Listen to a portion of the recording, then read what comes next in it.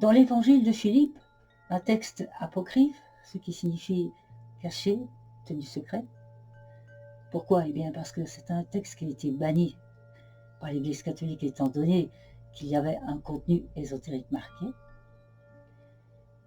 Jésus dit ceci: la vérité n'est pas venue nue en ce monde, elle est venue sous forme de figures et d'images. C'est une phrase assez énigmatique, mais nous pourrions peut-être ensemble en résoudre le mystère. Qu'est-ce d'abord que la vérité? La vérité avec un grand V. Eh bien, selon moi, c'est la clarté totale, c'est la transparence absolue. Et s'il y a bien un mot ici, dans la 3D, dans le monde physique, qui n'a aucun sens, c'est le mot vérité.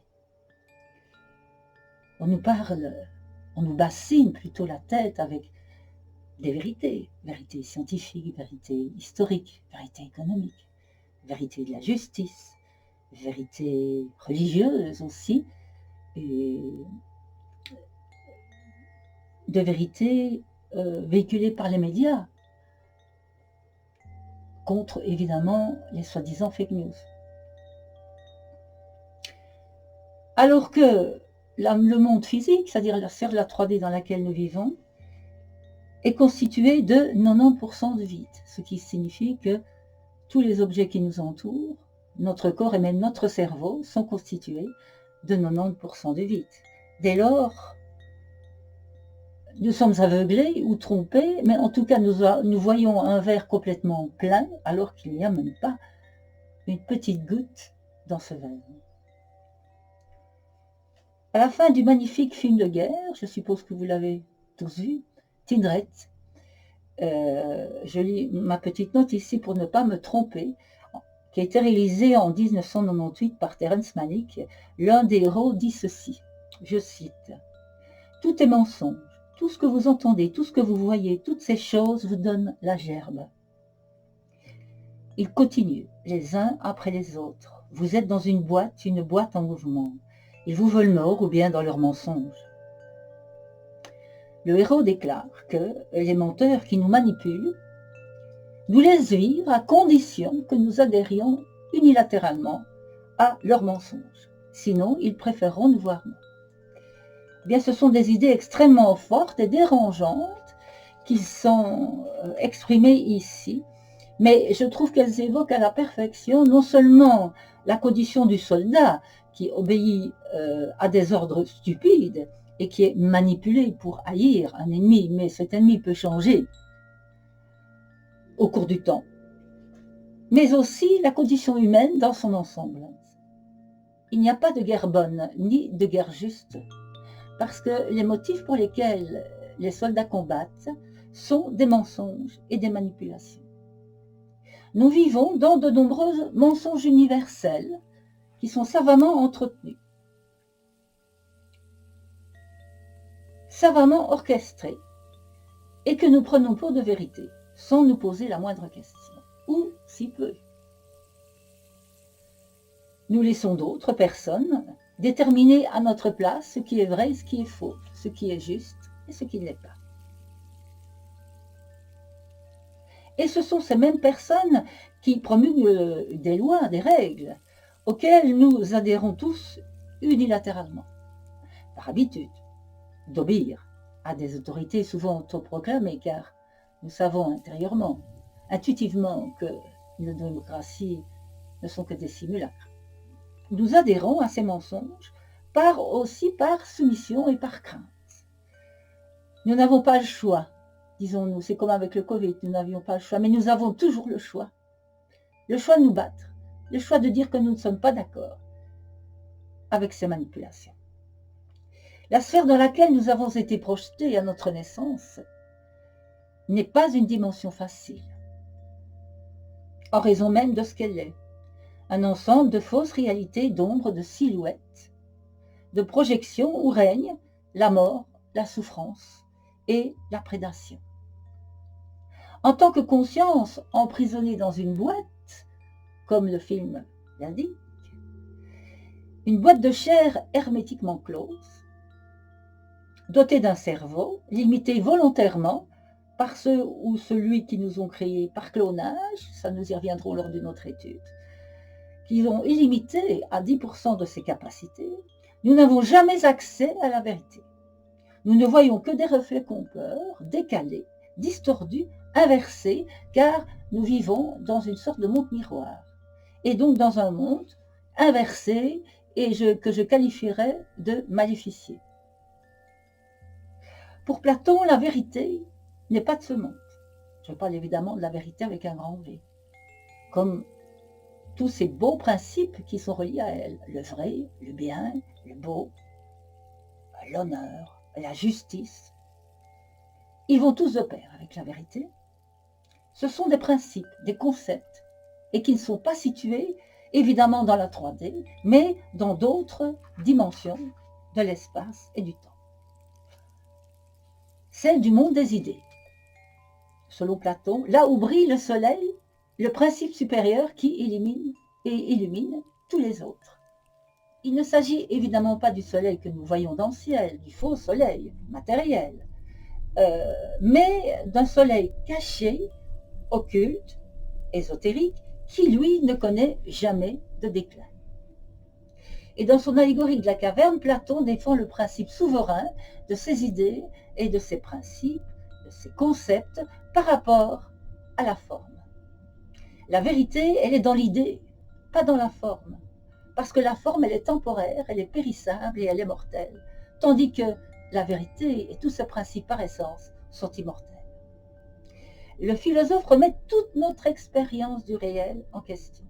Il nous invite à une rupture, à un rejet de ce que nous tenons habituellement pour vrai ou réel.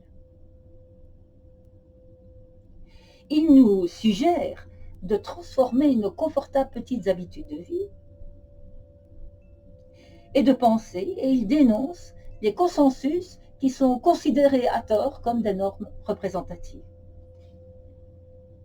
auxquelles la majorité d'entre nous adhèrent, pour se conformer souvent à une pensée unique, rassurante, pour ne pas être marginalisé ou mal vu, que ce soit dans sa famille ou au travail, ou dans la société en général.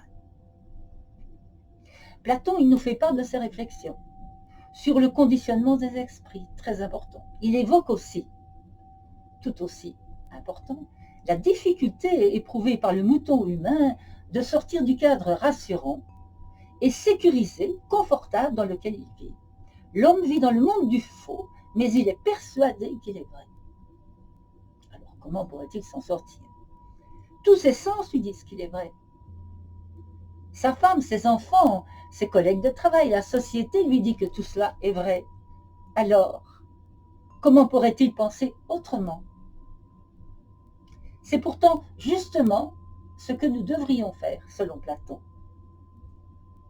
Si nous voulons nous libérer, détruire les voiles qui obscurcissent notre jugement et donc nos esprits. Si la vérité avec un grand V s'oppose à l'illusion avec un grand I, cela signifie que pour espérer l'apercevoir, cette vérité, nous devons premièrement être capables de débusquer l'erreur, donc la manipulation, et deuxièmement, de nous élever au-dessus de cette erreur pour pouvoir nous en libérer et donc avoir une vue d'ensemble que nous n'avons pas. Si nous vivons dans une sorte de matrice holographique, comme certains scientifiques l'affirment, non seulement en ce qui concerne la Terre, mais aussi l'univers entier, comment pouvons-nous dès lors nous en rendre compte et surtout, comment nous en extraire? C'est un travail d'éveil qui est nécessaire et pas un travail intellectuel. Pour se soustraire à cette matrice, nous devons obtenir un éveil spirituel. Je dirais plutôt interdimensionnel. C'est un travail sur nos énergies, sur nos vibrations, afin de parvenir à entrer dans des états modifiés de conscience. C'est finalement une véritable œuvre alchimique que nous devons opérer en nous si nous voulons percevoir la vérité, comme tous ces principes supérieurs qui vivent dans le monde des idées de Platon. Et elle passe inévitablement par la destruction de notre ego. Tant que nous vivons dans l'ego, nous vivons dans l'illusion d'être, et nous ne sommes pas. Une question se pose, et c'est une bonne question à se poser. Et si les hommes avaient tout simplement peur de la vérité? Car s'ils n'en avaient pas peur, pourquoi poser symboliquement un bandeau sur la déesse de la justice? Nous constatons chaque jour les dérives de la justice. Une justice des pauvres, une justice des riches, une justice pour les puissants et puis pour ceux qui ne le sont pas, une autre justice. Mais nous sommes soumis à elle. Encore une fois, nous disons que nous n'avons pas le choix. Tout comme les croyants sont soumis aussi à l'Église, qui se prétend elle-même infaillible. La vérité serait-elle si horrible à voir ou à affronter? On dit toujours que la vérité se cache au fond du puits. Qu'est-ce que cela veut bien signifier? Le puits, eh bien, il représente plusieurs choses, les ténèbres, mais aussi l'ignorance, l'obscurantisme, la caverne, l'utérus. Cela signifie que pour aller acquérir cette vérité, nous allons devoir travailler sur nous. Nous allons devoir plonger au plus profond de nous-mêmes, par introspection. Car il faut d'abord comprendre ses propres ténèbres, puis celles qui nous entourent, avant de pouvoir se hausser au-dessus de ces ténèbres et se retrouver illuminé par la lumière de la vérité. Comme la lumière ne peut descendre dans le monde matériel, ce sera à nous d'aller l'acquérir là où elle réside. Alors il y a une allégorie qui représente la vérité sous la forme d'une jeune femme nue qui sort justement de ce puits et qui tient à la main un miroir ou parfois un martinet pour châtier l'humanité lorsque la fin du monde aura lieu. Je pense que nous y sommes là, ils sont déjà rentrés. Un proverbe dit « dire la vérité toute nue ». Donc si la dame est nue, cela signifie qu'elle est dans un mode de pureté. Mais elle suscite aussi un désir. Donc ça signifie que la vérité doit être un désir qui doit nous animer. La femme ne cache rien. Pour tenter de l'apercevoir, cette vérité, de la porter et surtout de la garder, il nous faut passer l'épreuve très difficile du miroir. Léon Aletheia, Aletheia en grec signifie vérité, du plérum gnostique, est à sa façon un miroir. Je vais évoquer brièvement la gnose chrétienne avec vous, mais j'en parlerai très très longuement, car je suis vraiment passionnée par la gnose. J'en parlerai très longuement dans diverses études que je compte faire dans l'avenir. Eh bien, dans la gnose dite de Valentin, j'en parlerai aussi dans l'avenir, plus en détail, Aletheia est un néon. Qu'est-ce qu'un néon? Je ne vais pas rentrer dans les détails d'un néon, mais en fait, il faut savoir que les gnostiques, ils voyaient la création comme une séparation d'une unité, d'une source androgyne, primordiale, qui séparait en deux, un principe mâle, le grand illuminateur d'en haut, et un principe femelle, le grand illuminateur d'en bas. Et ensuite, il y avait une série de projections pour obtenir de l'unité première, oui, projection, c'est-à-dire 8 hypostases, 8 éons, dont Aletheia fait partie. Donc nous sommes là face à une ogdoade, comme l'ogdoade égyptienne, car Valentin, ne l'oublions pas, était égyptien puisqu'il est né à Alexandrie. Aletheia, c'est un néon très important dans la gnose de Valentin, car c'est la fille de la grande illuminatrice d'en haut, c'est-à-dire la projection de la grande mère du monde, Et son fils, Aletheia, n'est rien d'autre que le logos, c'est-à-dire le verbe pur. Et le logos, c'est lui, le soleil caché. C'est lui qui illumine tous les autres, c'est le verbe créateur. Ce n'est pas le faux verbe que nous avons ici dans la matrice. Alors nous avons eu des projections de ce soleil, de ce verbe ici sur Terre, que nous connaissons sous la forme d'Osiris, d'Horus, de Krishna, du Christ. Ce sont Mitra, ce sont tous des principes solaires.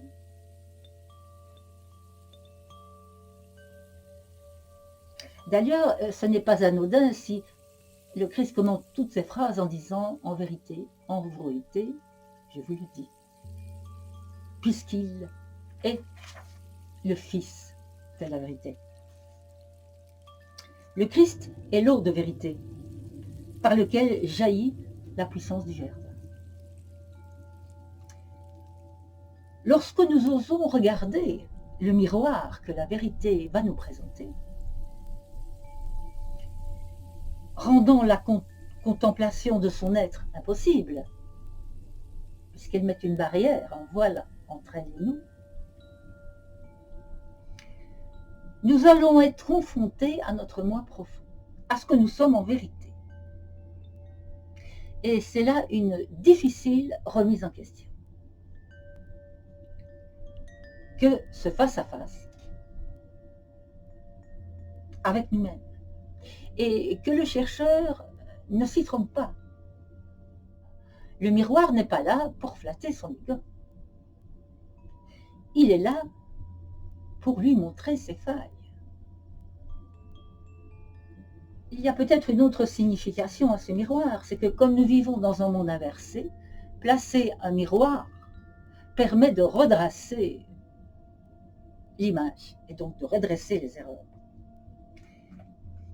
et de percevoir la vraie réalité des choses. Une autre allégorie de la vérité la symbolise sous la forme toujours d'une femme nue, mais qui tient un flambeau. On évoque alors la lumière de la vérité. Je rappelle quand même l'évangile de Jean, qui proclame que le Christ est la lumière du monde, qui éclaire tout homme, ajoutant cette célèbre phrase « En lui était la vie, et la vie était la lumière des hommes. La lumière brille dans les ténèbres, et les ténèbres ne l'ont point comprise. » Les ténèbres ne la comprennent pas, la lumière. Les ténèbres refusent l'épreuve du miroir, tout simplement.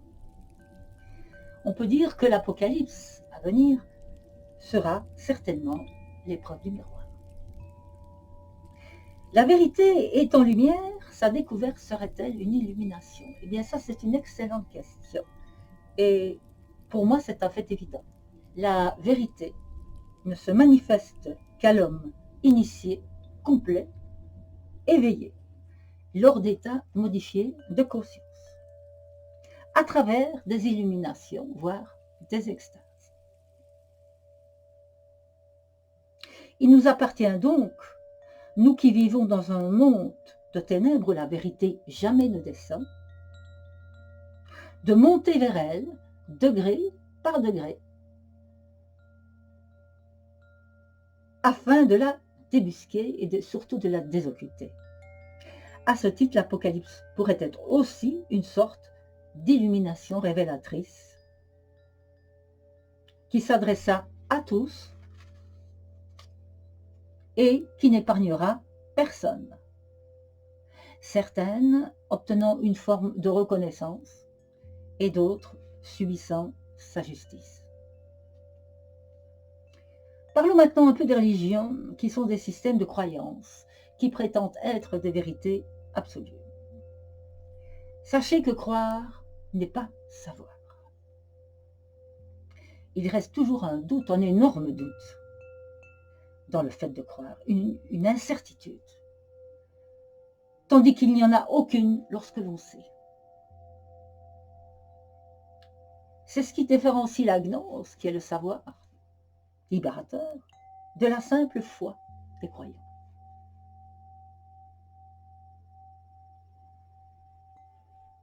D'ailleurs, c'est le credo. Je crois en Dieu le Père. Je crois que Dieu existe. Je crois qu'il est bon. Mais je n'en ai aucune preuve. Tout ce que je vois autour de moi a plutôt tendance à me faire douter et de son existence et de sa bonté. Mais je continue malgré tout à croire en cette fausse vérité, étant donné que j'ai été créé, dit-on, à son image. Pourrais-je remettre en question ce que je suis? J'ai le choix, mais je ne le fais pas. En fait, qui suis-je? Vraiment, d'où je viens, où je vais? Eh bien, aucun système scientifique, aucune religion n'a jamais répondu de façon correcte à ces questions existentielles fondamentales. Pourquoi me cache-t-on mes origines? Mon but de vie et quel sera mon devenir après ma mort, s'il en existe un?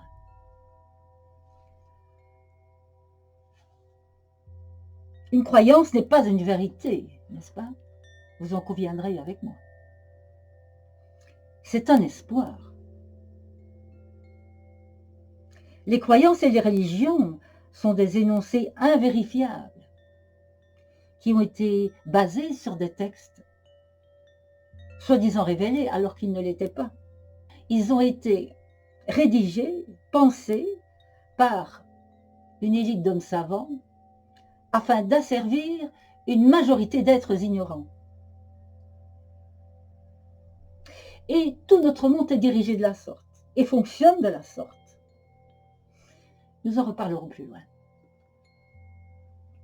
Le savoir ou gnose est un vaste ensemble de connaissances acquises par l'étude, par l'observation, l'apprentissage et surtout à travers des expériences que je qualifierais de mystiques et visionnaires. Ce qui sous-entend évidemment un processus continu d'éveil, évidemment, d'assimilation de données que l'individu doit comprendre et maîtriser parfaitement. La sagesse, c'est quoi? Eh bien, c'est la gestion de ce savoir, conformément à une éthique, à des valeurs, à des qualités, qu'il nous faudra acquérir en chemin si nous ne les avons pas maintenant.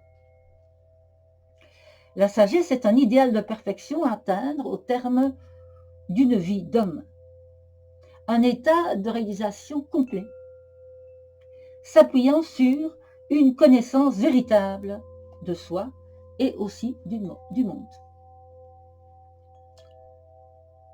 Ce n'est donc pas dans la foi ou dans les croyances qu'il faut aller quérir la vérité, mais revenir plutôt vers la philosophie hermétique, la haute tradition primordiale, la religion sagesse d'autrefois, universelle, et la connaissance des grands mystères, le premier de tous étant évidemment celui de nos origines. On entend souvent dire que chacun a sa vérité, que la vérité est multiple. Dès lors, tout le monde serait donc dans la vérité, serait dans le vrai, mais c'est incorrect de dire ça. Chacun possède ses propres références en matière de vérité, mais cette vérité-là, elle est toujours liée à un consensus général. C'est toujours une vérité contenue dans un mensonge ou une illusion. C'est le monde des bisounours, celui de la bien-pensance. Il ne faut surtout choquer personne et dire que tout le monde est dans le bon. Eh bien, moi, je ne suis pas comme ça. Moi, je ne suis pas d'accord de continuer à leurrer le monde avec des fables comme celle-ci. Que tout le monde est dans le vrai, que chacun a sa propre vérité et que cette vérité est juste. Ce n'est pas se rendre utile au monde que de dire ça. C'est de le maintenir dans l'illusion. La vérité individuelle, comme la collective, est sans rapport avec la vérité absolue. Cette vérité-là est acceptée sans l'ombre d'un doute possible. Toutefois, j'admets qu'elle peut prendre différentes facettes, différents reliefs, un petit peu comme un diamant ou comme un cristal illuminé peut refléter différentes ombres, différentes lumières, différentes tonalités. Il ne reste que le diamant, reste la vérité. Et que ce qu'il projette ne sont que des reflets de ce qu'elle est. Voir juste le reflet n'est pas voir le diamant. La vérité, c'est l'expression d'une unité que nous devons tous retrouver en nous. Si la vérité naît de l'unité et nous rapproche de la source absolue de la conscience divine, le mensonge, lui, nous en écarte, parce que le mensonge, il se nourrit de la division. Et donc, nous écarte complètement de notre but de vie, qui est le retour à l'unité restaurée, à la source divine primordiale. Revenons à cette phrase énigmatique du tout début. La vérité n'est pas venue nue en ce monde, elle est venue sous forme de figures et d'images. Mais cette phrase commence, on peut dire, par une annonce plutôt rassurante. La vérité est quand même venue ici. Malgré qu'il existe une négation. La vérité n'est pas venue, mais elle est venue quand même. Ça signifie, si elle n'est pas venue nue, qu'elle est venue habillée, disons vêtue, et elle est venue vêtue de voiles. Il y a des voiles qui nous dissimulent cette vérité, qui dissimulent cette vérité à notre regard. C'est pour ça que précédemment, je vous disais qu'il nous fallait faire un travail de désoccultation de cette vérité.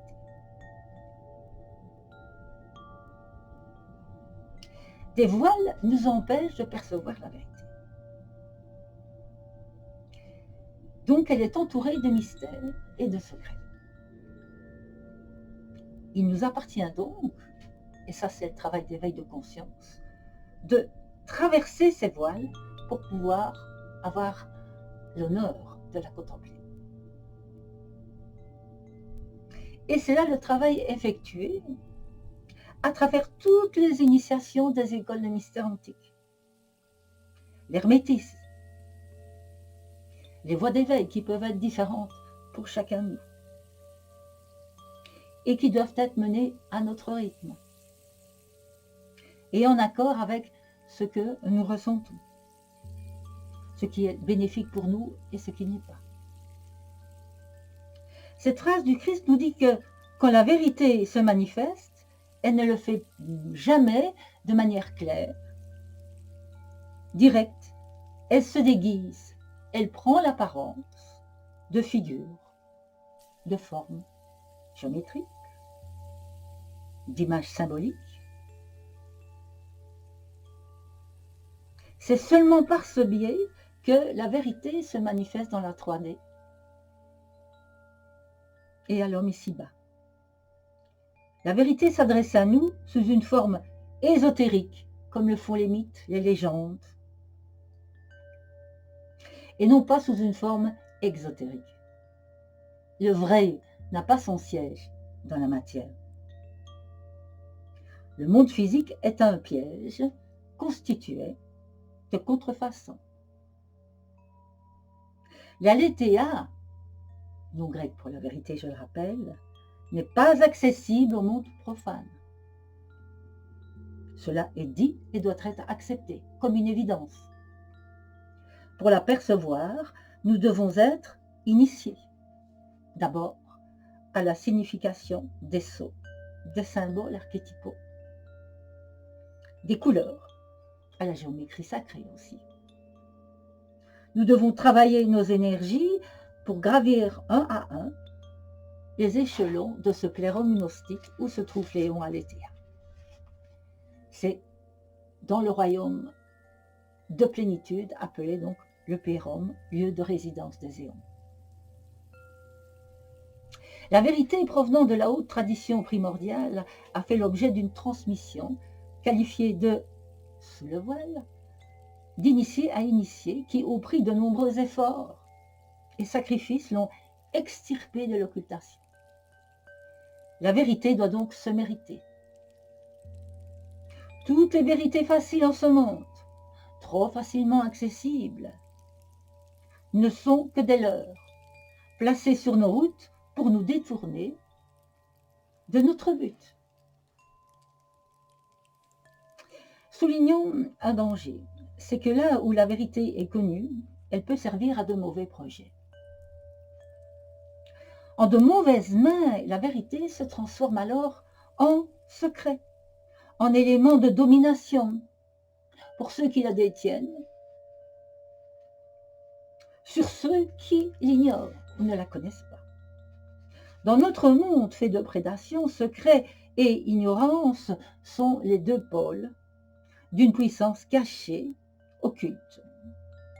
Le secret de la véritable réalité de notre monde a été créé pour préserver le pouvoir d'une élite, d'un cercle restreint d'élus que certains appellent Illuminati ou reptiliens. Je ne vais pas entrer dans cette polémique aujourd'hui, mais sachez qu'il existe bien un cercle restreint qui ont le pouvoir parce qu'ils détiennent la vérité et que les milliards d'autres soumis ne la détiennent pas, puisqu'ils ignorent même jusqu'à son existence. Et s'il existe un complot, c'est bien celui-là. C'est le complot de départ, c'est celui qui enclenche tous les autres. J'aimerais revenir pour terminer cette étude sur la vérité sur l'aletheia, qui est un concept issu de la philosophie antique-grecque, et il provient du mot léthé, qui signifie l'oubli. Étant précédé d'un A négatif, donc aletheia, il signifie donc en dehors du léthé, donc en dehors de l'oubli. La vérité, c'est le contraire de l'oubli. La vérité, c'est la mémoire.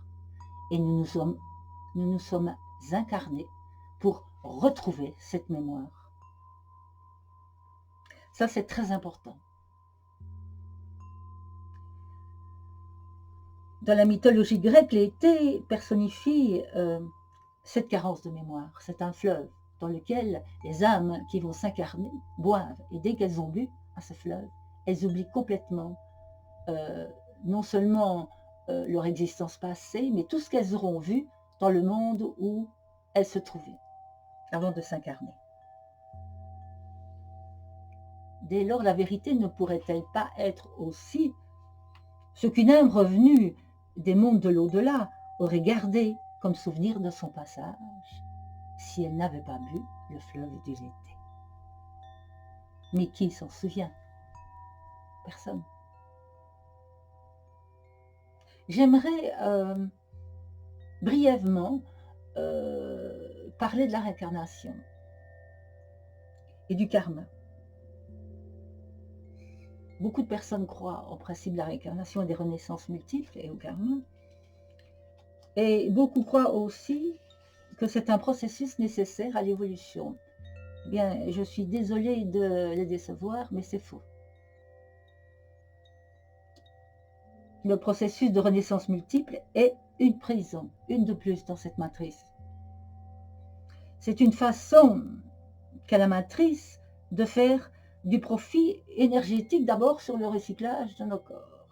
Ça, c'est déjà une première chose. Et là, nous voyons bien le piège et le vice caché du système dans lequel nous vivons. Celui d'effacer à chaque fois tout le bénéfice de nos acquis intérieurs. De nous effacer notre disque dur. Parce que nous repartons à chaque fois de zéro lorsque nous naissons, si nous avons eu des vies antérieures. Nous devons réapprendre à parler, réapprendre à marcher, retourner à l'école, refaire de nouvelles études, refonder une famille, puis mourir, pour renaître à nouveau tout aussi ignorant. Il n'y a donc aucune évolution possible dans ce processus de réincarnation. Donc je suis désolée, mais ceux qui croient que la réincarnation est une manière de progresser ne sont pas dans la vérité. C'est un asservissement pour l'esprit qui se retrouve à chaque fois piégé dans une boîte. Dans l'univers physique, la vérité est faussée du fait même de l'oubli de nos origines, de la perte de mémoire, de l'endroit d'où nous venons et du lieu vers lequel nous devrions nous diriger. Comment aller vers un endroit que nous avons oublié ou dont nous ne connaissons rien?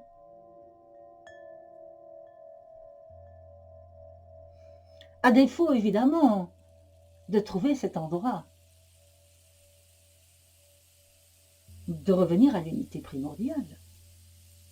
Nous tournons sans cesse dans un cycle incessant de mort-renaissance. Tournez manège. Gardez donc bien à l'esprit que l'aletheia, c'est la mémoire. Et que le principe de réincarnation et du karma anéantit à chaque fois cette mémoire. Sachez aussi que, selon moi, la vérité n'a pas à être belle ni à être bonne. La vérité est là à être juste. La révélation de la vérité n'est possible qu'à la condition expresse que vous acceptiez, que nous acceptions. La possibilité qu'elle soit voilée en raison même de sa laideur. Attention, ce n'est pas le principe de la vérité qui est laid. C'est ce qu'elle renvoie dans le miroir qu'il est.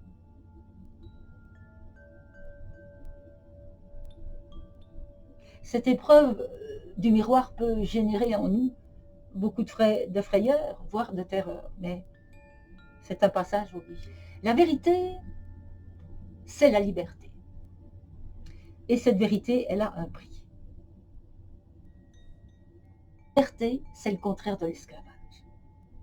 Souvenez-vous d'une célèbre phrase du roman 1984 de George Orwell, où on nous dit le contraire. La liberté, c'est l'esclavage. C'est une contre-vérité absolue. Et pourtant, une majorité d'humains sont prêts à y croire, tant que cela préserve leur sécurité ou leur petit confort. Ceux qui nous dirigent utilisent constamment cette méthode subversive. C'est très important cela, j'aimerais que vous le notiez, que vous alliez faire des petites recherches là-dessus sur Internet. Cette méthode, c'est dire l'opposé de ce qui d'emblée saute aux yeux comme étant une évidence. C'est comme ça que notre système ici fonctionne. C'est même l'arme la plus redoutable qui est utilisée en ingénierie sociale. Et c'est celle dite de la dissonance cognitive. La dissonance cognitive, c'est la tension interne, le conflit intérieur qui est généré par notre système de pensée, de croyances, d'émotions et d'attitudes lorsque, je lis, plusieurs d'entre elles entrent en contradiction les unes avec les autres, générant alors peur et anxiété. Mais, si vous vous en souvenez, c'est ainsi que la campagne de vaccination anti-Covid a fonctionné. Si on nous montre en permanence tout et son contraire, et si la vérité d'hier se transforme le lendemain en autre chose, notre inconscient en souffre. Et nous devenons apeurés et donc manipulables à souhait, dociles comme des moutons. Vous n'avez pas idée de l'inconfort psychologique généré par la croyance d'idées ou de valeurs qui se contredisent en permanence. D'être constamment en porte-à-faux et de ne plus savoir finalement ce qui est vrai ou faux. Bref, quand on oppose constamment vrai mensonge et fausse vérité, finalement c'est toujours le mensonge admis par tous qui l'emporte et la vérité s'évanouit jusqu'à disparaître totalement, non seulement du monde, mais aussi de nos esprits. Le mensonge devient alors une vérité établie, universelle, et la vérité devient mensonge. Toutes les vérités accessibles, faciles en ce monde, sachez-le bien, c'est-à-dire qui coulent de source parce que adoptées à l'unanimité par les moutons esclaves, sont des mystifications. Les vérités dont on nous abreuve en permanence sont fausses, puisque dans le temps et au fil des jours, elles changent, elles se transforment. L'humanité vit dans une sorte d'amnésie collective savamment entretenue, oublie très facilement ce qu'on lui a dit la veille et croit à une autre vérité qu'on lui délivre le lendemain, souvent par le biais des médias. Or, la véritable aletheia, la vérité avec un grand V, étant un principe, elle est immortelle et surtout inaliénable, éternelle dans sa fixité. La vérité, elle réside dans le sacré, dans ce qui est ésotérique et donc symbolique. Et c'est là que nous irons la chercher ensemble. Et c'est là aussi le véritable sens de la vérité n'est pas venue nue en ce monde, elle est venue sous forme de figure et d'image. Et si je poursuis la lecture de l'évangile selon Philippe, je peux y ajouter cette phrase pour conclure aujourd'hui. Cette autre phrase du Christ qui dit « Il nous faut naître à nouveau par l'image ». C'est par l'image que nous pénétrons la vérité. C'est cela la restauration. Merci pour votre écoute. J'espère que cette petite étude sur Aletheia vous aura plu. Et à bientôt peut-être.